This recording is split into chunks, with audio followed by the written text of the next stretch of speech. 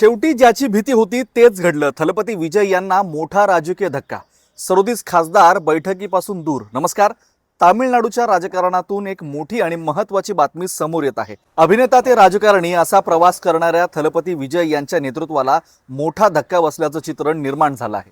तामिळनाडूमध्ये नुकत्याच झालेल्या विधानसभा निवडणुकीत विजय यांच्या टीव्हीके पक्षाने दमदार कामगिरी करत तब्बल 107 जागा जिंकल्या। त्यानंतर काँग्रेससह काही छोट्या पक्षांच्या पाठिंब्याने विजय यांनी सत्तेची सूत्र हातात घेतली। मात्र सत्तेत आल्यानंतर अवघ्या काही काळातच त्यांच्या नेतृत्वासमोर नवं राजकीय आव्हान उभं राहिलं आहे। देशातील मतदारसंघ पुनर्रचनेच्या म्हणजेच डिलिमिटेशनच्या मुद्द्यावर चर्चा करण्यासाठी मुख्यमंत्री थलपती विजय यांनी तामिळनाडूतील सर्वपक्षीय खासदारांची बैठक आयोजित केली होती। मात्र या बैठकीला मोठ्या संख्येने खासदार अनुपस्थित राहिल्याने राजकीय चर्चांना उधाण आलं आहे। तामिळनाडूत लोकसभा आणि राज्यसभा मिळून एकूण 57 खासदार आहेत। त्यापैकी तब्बल 37 खासदारांनी या बैठकीपासून अंतर ठेवल्याचं समोर आलं आहे। त्यामुळे केवळ 20 खासदारांच्या उपस्थितीत ही बैठक पार पडणार असल्याचं चित्र दिसून आलं।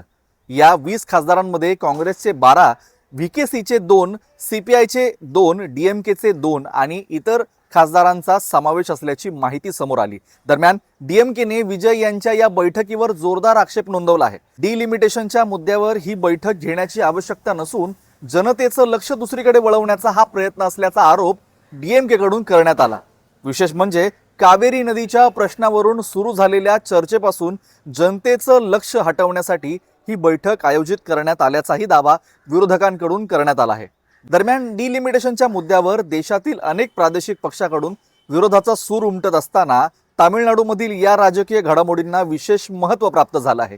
ही संपूर्ण माहिती TV9 मराठीने प्रसारित केली असून थलपती विजय यांच्या नेतृत्वाला मिळालेल्या या राजकीय प्रतिसादानंतर तामिळनाडूच्या राजकारणात पुढे कोणती दिशा पाहायला मिळते याकडे आता सर्वांचं लक्ष लागले आहे।